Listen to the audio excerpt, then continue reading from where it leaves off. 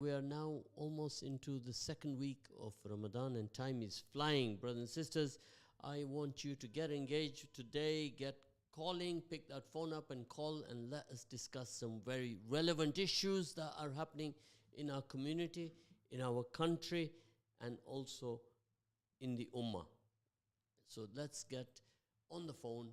Call us on 011648222086, or you can call us on the WhatsApp. You can send us a message on 077-488-55055. You're listening to Z on the Real Talk show on 87.7 FM.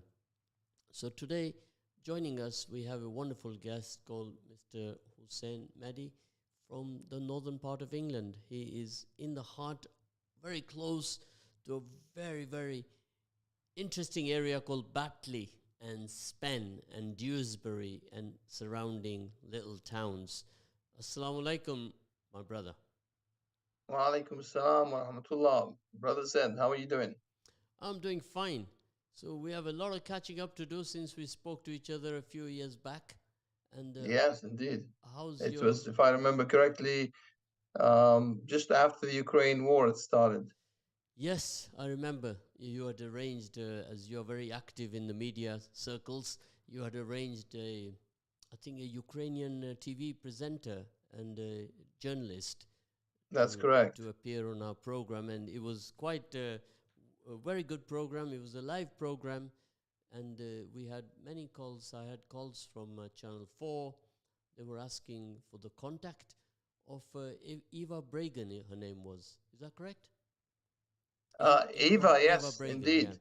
yeah. Yes. And we had calls from BBC in Birmingham also.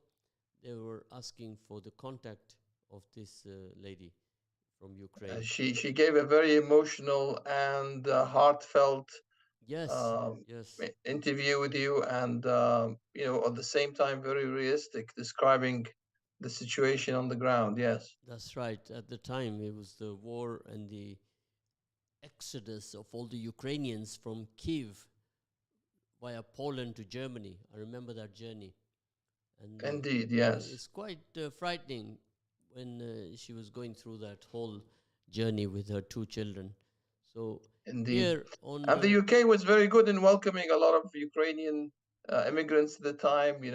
Every effort was made to encourage people to open their homes to the refugees, and now every effort has been made to close the homes of Britons who are very warm and welcoming.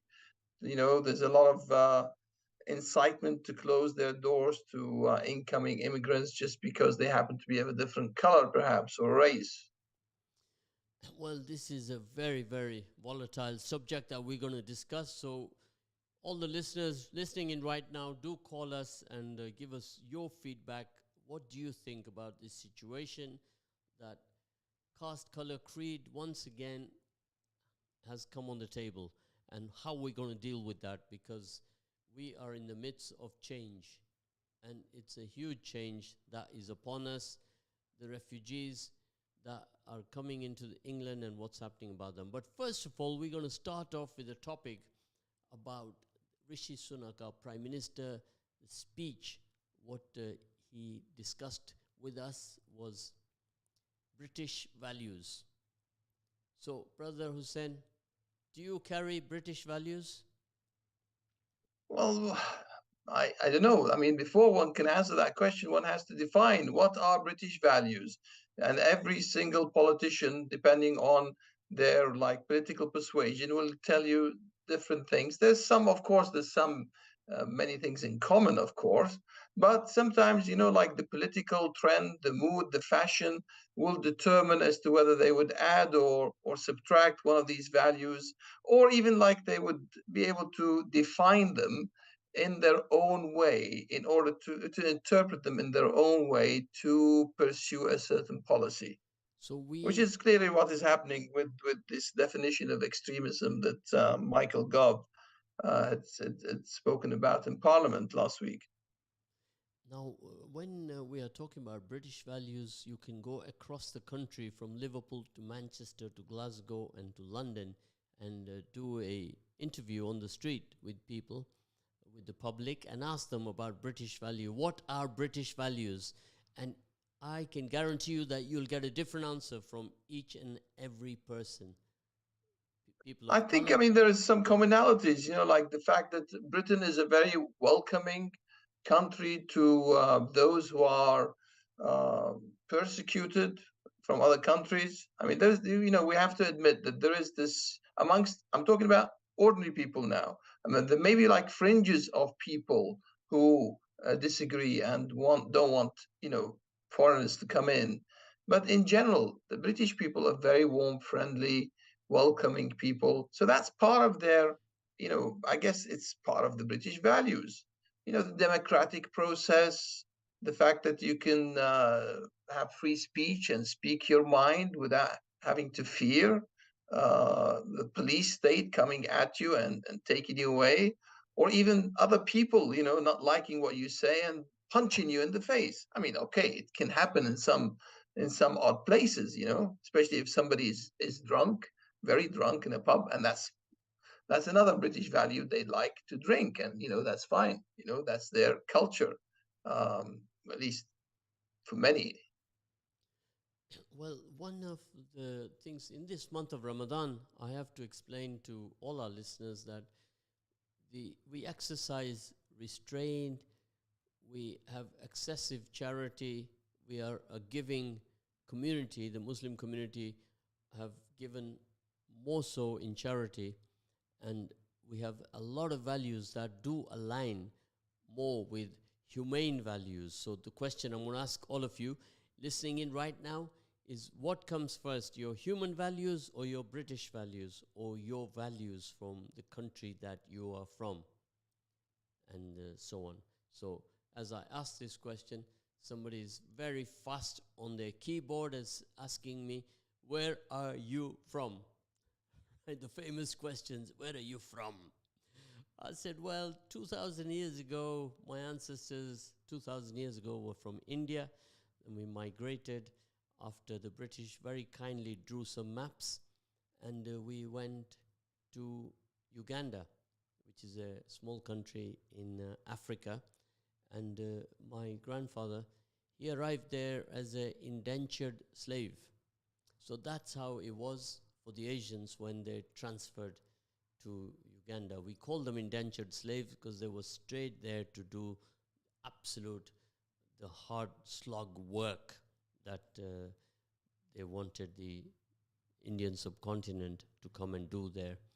So You're there right, was, Zed, that you're going back in time. I mean, yeah, like the reason why European languages are called Indo-European languages is in reference to the historical fact, that European peoples had migrated originally. I don't know how many thousands of years ago, 5,000, 10,000 years ago, from northern India all the way into Europe.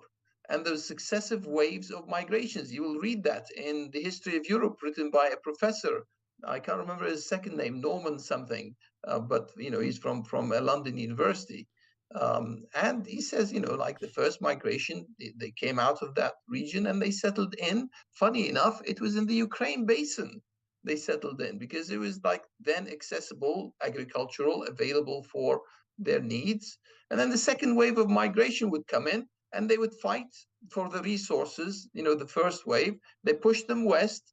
They settle in their place, and the third wave of migration comes along, and it starts like a domino effect.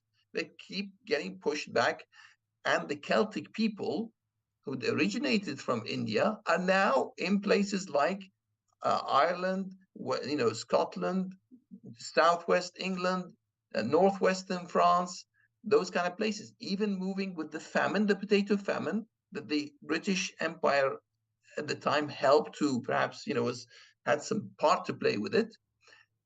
That famine pushed them all the way to the west into the Americas.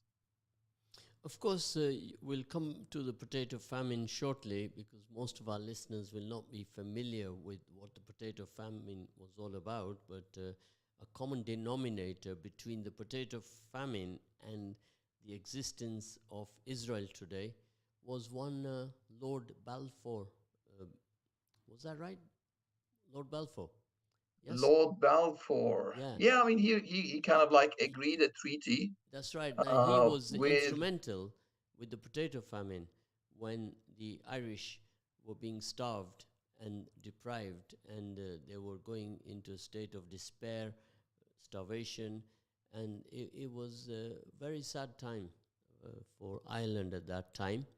And all the potatoes were being withheld, and that was their staple food. That is a staple food. That's like if you took away roti from the Asian community, that is a staple food. There would be a big problem. And likewise, in your neck of the woods, in the Arabian Peninsula, bread is their staple food.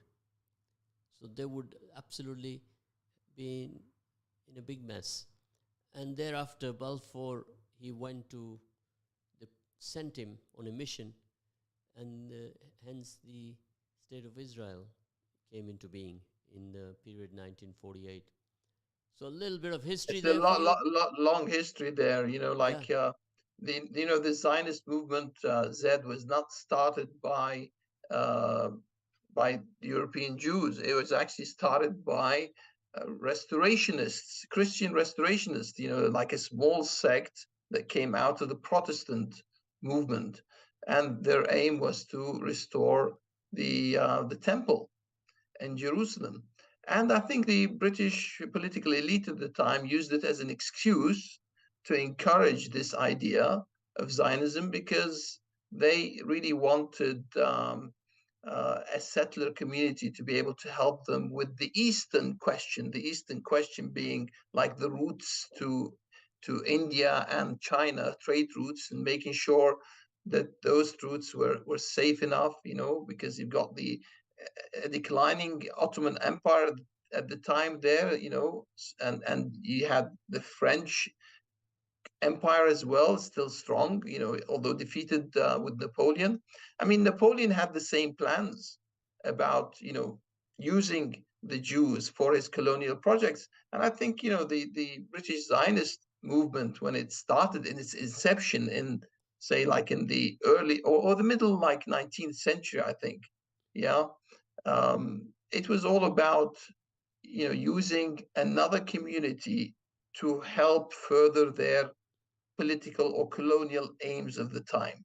There's an interesting paper written about this, like a professor or associate professor from Indiana State University in the US.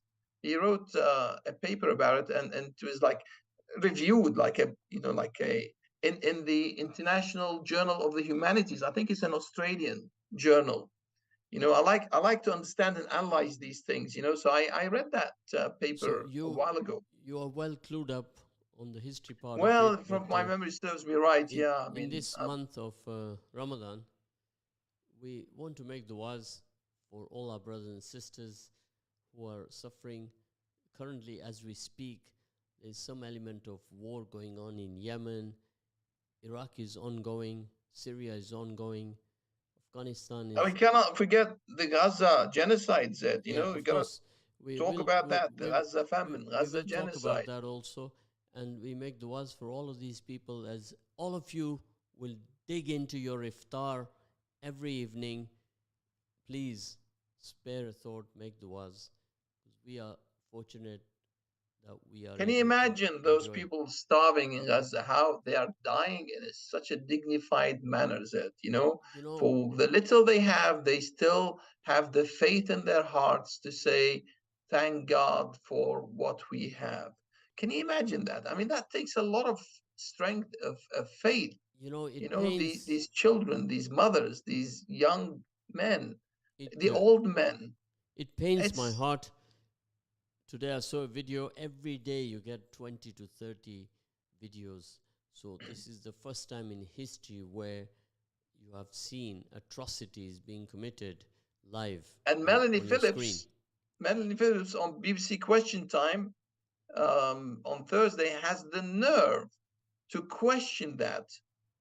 She's questioning the authority of UN organizations, and all she has to offer in evidence to support her claim that there's no famine happening is a couple of videos that she'd seen. And the BBC presenters, told her, he said, but there's no timestamps on these. I've seen them. Like you get, the myths that are being said and the lies that are being said by the Zionist propagandists, you know, is absolutely horrendous. Now It's mind-boggling. let me share with all of you listening in right now a video that I saw today on my social media, and it was a cart. We used to play with a cart like that. It had 4 bearings. You made it yourself with a piece of wood across, and what he was doing, they were moving water from one side of the street across the road. There's another guy pulling the cart. So they'd put a string both sides. So they pull the cart one side and then they pull it the other side. They were moving water. Why? Because snipers kill them when they come on the road. So they don't go on the road, they hide behind the wall. And this is what I'm looking at. And it makes you feel so bad that, when you're fasting, That is a catastrophe. What's it's, happening in Gaza now is yeah. a human catastrophe on an unimaginable scale. People are comparing it now with the Rwanda massacre, and yet the politicians are not really rising up to the to the task, to the immense problem that exists. And it's a shame on these politicians And who have failed all those people. The majority of people in Britain are against the war in Gaza and they are for an immediate ceasefire because the majority of people in Britain, Europe, and the United States and the world are decent, good, moral human beings. They do not want to see suffering to now this extent. we have 650 MPs in our parliament. How many have made a protest and how many would have even resigned, over this matter? How many, percentage wise? Why do we continue to have ceasefire in parliament, debates, and nothing comes off it? So, parliament put aside, the public, 66 to 70% of them have said, no, we don't want war. They've absolutely refused to go to war or to continue this atrocity. But in a democracy, why do our parliament not listen to the public? This is a question for you. This is a question that somebody's asked me right now here, that why does our government not follow the rules of democracy? If 70% are saying no, then why is our government continuing? Well, that's a very good question. Because once they're elected, they're not answerable to the people that elected them. Once they're elected, they get their privileges, and then they are influenced by the lobby groups. I mean, it's very clear in America the impact of lobby groups like AIPAC, for example, and the National Rifle Association, the pharmaceutical companies. The very same thing exists in Europe, but it's not really highlighted because it seems to me, and there's very good evidence in that, there's kind of like collaboration between the politicians, the media, and big business, the rich class, the 1% of rich class in this country and elsewhere, to basically not make it an issue to be highlighted. Of course, So that's the reason why the media has played a pivotal part in this, absolutely, where reporting is biased. And this is what one of the listeners has sent a message to say that the reporting is biased, which I read out to you. And what can we do? One of the listeners is now asking me a question that we do what we can, we go out on marches and protest. But now we're even afraid to do that because we're being called extremists. All sorts of names are being I tracked don't at think us. people should be afraid to go out and express their opinions. As long as these are expressed in a peaceful manner, there is no law that can stop you unless there is some kind of an emergency. You Now, know, the police are not going to stop you from demonstrating if you have permission, if you go out on the marches, if you're peaceful, if you're dignified, like all the marches have been so far. And we pray to God that they will continue to remain so. On one of the marches, I started asking media. It's like the media has become almost like a dichotomy. I asked them, are you free media or are you Zionist media? You know, before I would speak to them. It's come to that. There seems to be a clear project to push this forward to its final conclusion. so another message is come here, which I'm going through, that divisions are being cemented, fermented, initiated from the top, from our parliament, not from average person in the city or in a county. All these divisions are implemented with the fear. By the way, Zed, talking about this fear of being labeled extremist, if we just look at the statement that Michael Gove said in Parliament, and I've got it right here in front of me, like this is a quote from what he was saying. He says, this is quoting, the proposed definition will hold that extremism is the promotion or advancement of an ideology based on violence, hatred, or intolerance that aims to negate or destroy the fundamental rights and freedoms of others, or undermine, overturn, or replace the UK system of liberal parliamentary democracy and democratic rights, or intentionally create a permissive environment for others to achieve these results. When So I this when I is a heard new that, definition of extremism. this is what Michael Gove said. So when I heard that from Michael Gove, I thought to myself, because he described himself as a common sense Zionist. He says, it's common sense to be a Zionist. So we assume that he is a common sense Zionist himself.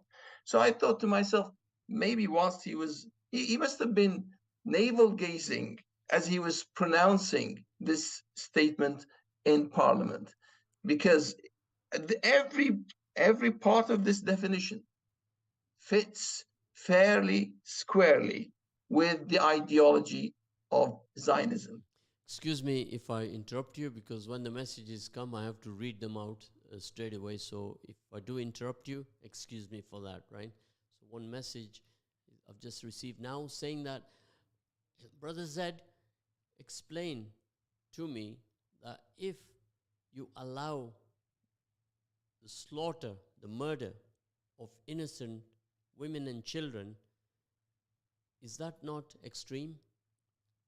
The person who allows or is complicit in that act, is he not an extremist? You see, Zed, I think what it is, the politicians who are in control, they're embarrassed by the fact that so many people are being steadfast or going out to show the general public and telling the general public the truth of what's going on. And these politicians are scared that the general public is turning against them, and it is turning against them. That's why they feel that they need to come up with those kind of fear mongering definitions.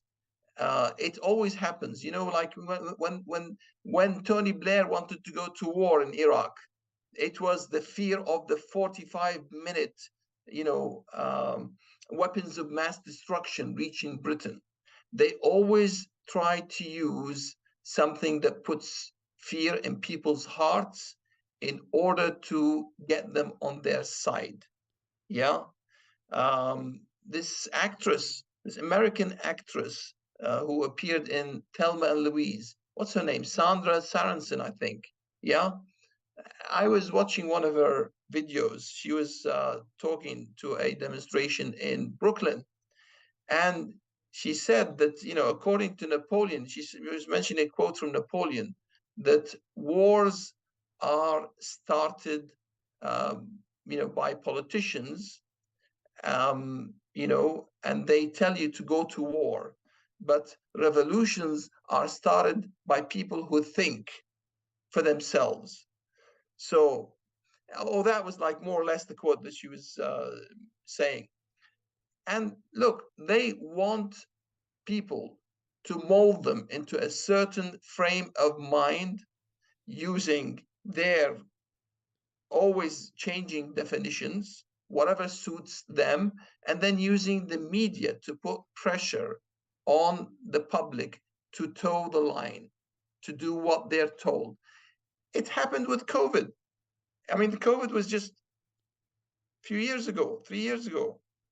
The lockdowns, they instilled fear in people, fear based on myths, the central dogmas that the hospitals are going to be overcrowded, that the many They people are were going to die. overcrowded.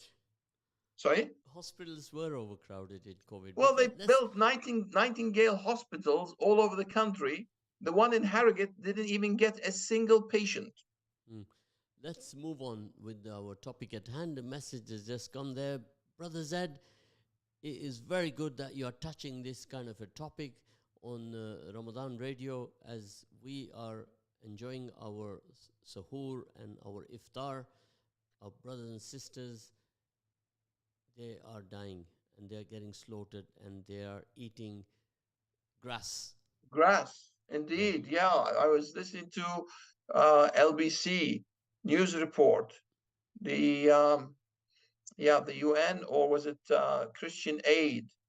A spokesman from Christian Aid is saying that they're eating grass, and the Israelis are saying, "Oh, we're allowing the lorries in." It's Hamas who's doing this. They're stealing the food that's coming in, and the spokeswoman from Christian Aid says it's a lie. There's trucks there, and they're not being allowed to go in. You see, Israel as a state was founded on two myths, and it continues to spread myths and lies. Lie, lie, lie. And the first two myths that Israel was based on: a land without a people, for a people without a land. Two myths. You need of to course, there is. We pray that there's light at the end of the tunnel, and all this will stop, and there's a permanent ceasefire in place, and we can come to some agreement as human beings, not as politicians, not as countries, not as religions. We have to put our human foot forward. Humanity was there for all, and we are all the creation of Allah subhanahu wa ta'ala, and we have to come together. And a lot of people are fulfilling their duties, yeah, and they are going out, they're voicing their opinions, and I'm encouraged by the Jewish voices. Although this is not a Jewish, Christian Muslim thing, this is a humanitarian issue, but one is encouraged by all the voices from different parts of the world, different denominations who are coming out and saying, not in our name. Never again means never again for all, not just for some. of course, These are the messages that have, these are the you know, messages that we have to pass on to Rishi Sunak. So, Rishi Sunak, if you are listening, our Prime Minister, you have to take heed that all the people who are coming out are from all denominations. They cannot all be termed as extremists or inciting division, or you put British values on the table. British values are not about killing human beings.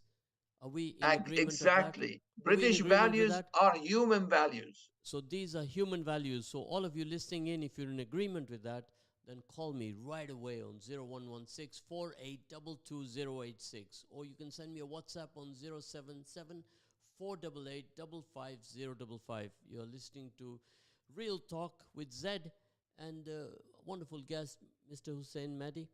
He's involved in the media industry, so he has some handle on what's going on more than we do.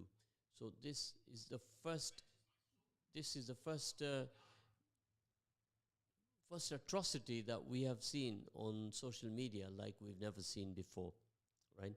Now, when You people are know what they're saying, doing now, Zed? They're trying in the Congress to ban TikTok for the very reason that TikTok is exposing people. I mean, people who are just spreading what's happening on TikTok. They don't like that. They don't like that. They want to ban TikTok because it's influencing the young people. The young, more and more of the young people are coming out because they're being, they're seeing, the uncensored reports, the videos of what's actually going on, and they don't like it. They don't like it one bit, and they're right not to like it. No decent human being would like it. Only those who are living in a a kind of supremacist here's world, another they good think that message, they are better than others. another They have message here, supremacist values. that Yeah. British values cannot be about going to other countries, creating war, and then having the onslaught of immigration. British values cannot be about making borders in countries. British values cannot be about changing regimes, installing dictators. These are not British values. So people are listening in right now and they are feeling very incensed about this topic. And how are we all going to make a difference now? MAD, make a difference. All of us have to make a difference, and we all have to come together. We have to all be united as a community in every city in the country. We have to work together, and we have to work to a common purpose of humanity, so that all of us believe in the values of humanity first, and then thereafter your other values that you have, your spiritual values, your country loyalty values, your British values. Today we are a diverse community. We carry many values, and that's what makes us even better. Would you agree with that?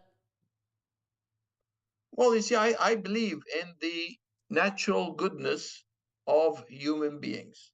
Yeah. So we are, okay, so we're also greedy.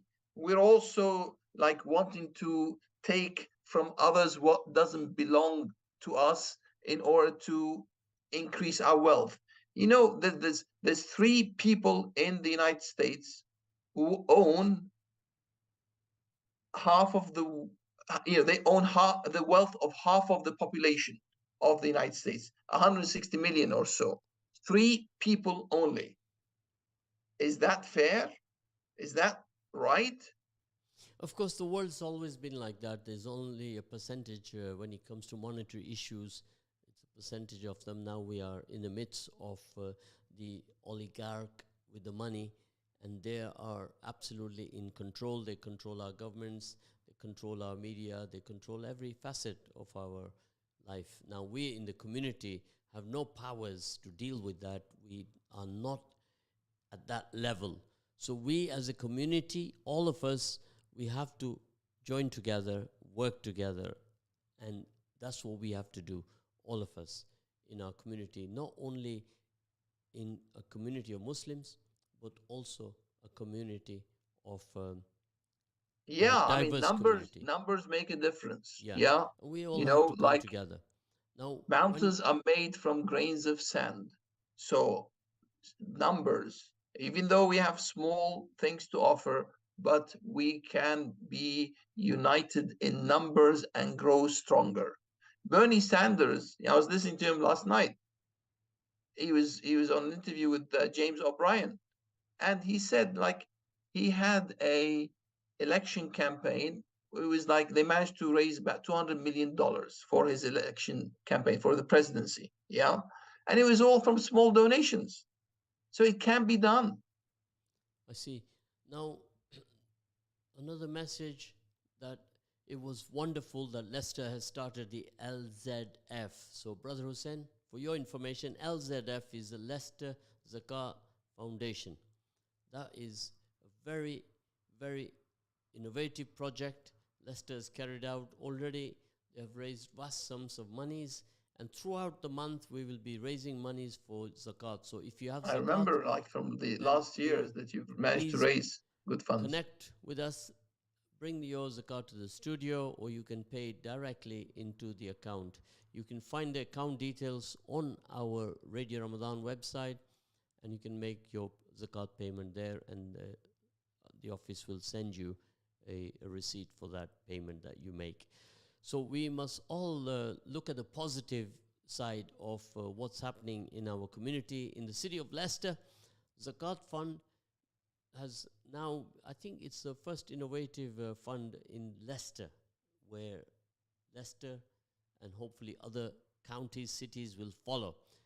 National Zakat Fund, they've spent many years with us here on the Radio Ramadan, and they have set the stage. Now, if every other city will do likewise, at least we'll be able to take care of the needy.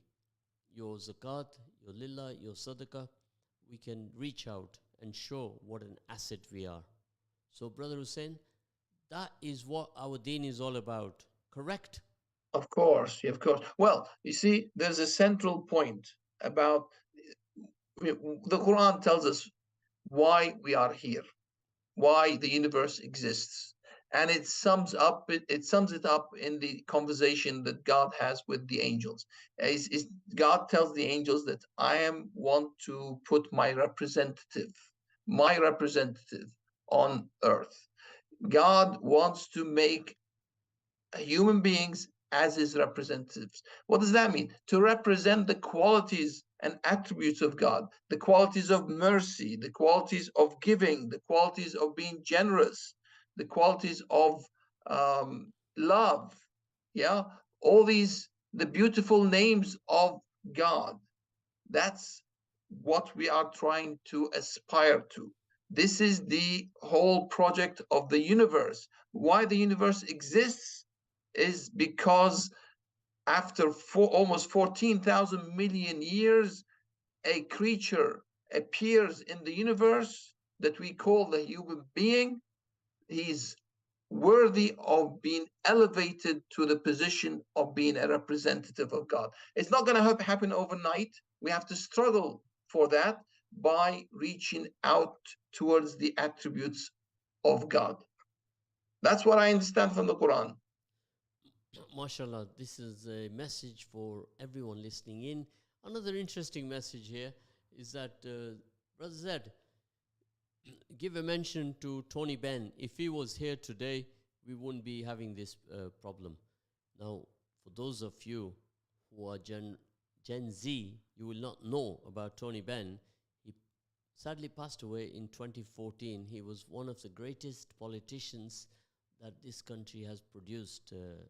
I seem to remember 2014 he passed away. Yes, indeed, in March 2014. Everything that he May spoke, God bless his soul. yeah, everything he spoke about against the first Iraq war, and they did not listen to him, and it happened exactly as he said it would happen. So you know what he said also? He said that Tony Blair should be tried for war crimes, and I think he was right in that. The other thing is that Tony Benn, he was not a career politician. He was a politician based on principles. We need more of these politicians today to come into the public arena and to be voted in parliament. Not career politicians who are after their own self-interest, to get a position here, to get a position there, to be closer to the corridors of power for their own self-interest. We need to select, as the electorate, politicians, people who can be politicians based on principle. So yesterday, one of the listeners, he called me. We were offline, we were not in the program, and he said, look, tomorrow when you come into the program, Zed, I want you to ask everybody and bring to attention to everybody, why should 650 members of parliament get a 5.5% increase in salary when people can't even pay their bills, people that they represent? where is an appraisal system for every one of those 650 MPs? Appraisal system, like in a company where you have an appraisal You know what? every You know year, something, Zed. every 2 years. Zed, you know something? I don't mind MPs getting a lot of money. I think their salaries should be doubled as long as they stay principled. We will pay them to stay principled so that they don't have to feel the need to be greedy to go and get money from the lobbyists. Of course, if, I think we should pay politicians £1 million a year well, each I think so they don't you have better to pay turn that yourself elsewhere. then, because there isn't £1 million to pay. That's There is six. plenty of money in the pot, Zed. If there's money to kill people, as Tony Benn says, if there's money to pay for wars, there's money to pay for 650 MPs to pay them each £1 million a year so that they are free from the So lobbyists. that's an idea you've put on the table today, that if we pay an MP £1 million, will they do as we want them to do? That's an interesting question, isn't it? I'm sure all the MPs would vote for me I think having so. such an agenda. So, anybody, if you've got a view on that, then do send a message or call in on 0116 4822 We shall listen to your comments as well. So, being that we are here during the month of Ramadan and keeping it positive, that's what we have to be all the time, positive, to get through this difficult time. That we make du'as that we shall come through this, and our brothers and sisters will also come through this very well. We always praying for them. Throughout the world, everybody is coming out to protest, and everybody is concerned, even non-Muslims. In fact, I saw in America, all the protesters in America I have seen on social media, they are all, even Jewish people in America are rising up of the Jewish faith. So it is no longer about Muslims, not at all. It never was. The most of the demonstrations have been organized by different groups, like Stop the War, um, you know, Palestine Solidarity Campaign. Many diverse groups have joined forces, and talking about Jewish voices against the war. I mean, there's people like Rabbi Yaakov Shapiro, and he's nothing to do with the Zionist Ben Shapiro of the Daily Wire. He, I mean, if you listen to him, you'll be amazed at what he says. You know, he clearly says that Zionism does not equal Judaism. Zionism has nothing to do with Judaism. He doesn't want to be identified as a Zionist. Yeah. And he says, when the Prime Minister Netanyahu goes to the Congress and says, I represent the Jews in the world, he says he has no right to say that. I'm an American. I happen to be a Jew, but I'm an American. He has no right to come into the Congress and say, I represent the Jews of the world. The Jews, I mean, they are of different races from different regions. We had Jews So in the Arab we are world. now coming to the end of the program. One last message I'm going to read for you is that can you do a program on Islamophobia? Attacks have risen upon the Muslims. A 13-year-old was attacked last week on his way home from the mosque, and that was I think we should do a program not only just on Islamophobia, but also all, anti-Semitism. We should be yeah, against and Islamophobia any and anti-Semitism, but we should anti-Semitism. not conflate anti-Semitism Yeah, with anti-Zionism. of course, we are going to do that. We're going to devise a program for both. All the antis, in fact, anti-racism, anti-fascism, anti-Semitism, anti-Islamophobia, or anti-Muslim. The new definition is anti-Muslim. So we should look at all of them if we're going to work together as a team. Jazakallah khair, Brother Hussein. Thank you for joining us today. We shall be back again Thank you, Zed. tomorrow. All the best to you. And we look And forward to talking to you tomorrow. Jazakallah khair. Jazakallah khair.